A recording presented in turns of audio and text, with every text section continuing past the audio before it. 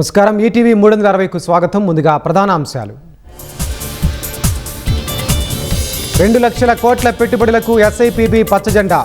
కొత్తగా 21,000 ఉద్యోగాలకు అవకాశం.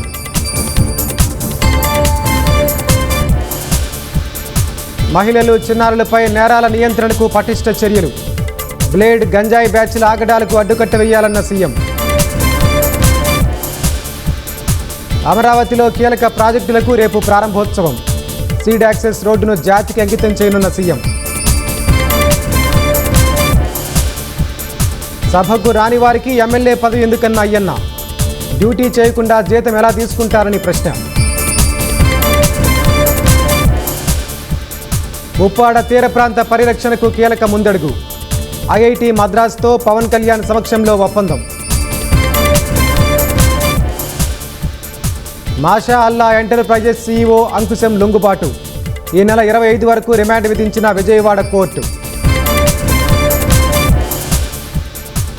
జేపీసీకి ఎఫ్సీఆర్ఏ చట్ట సవరణ బిల్లు తీర్మానానికి లోక్సభ ఆమోదం.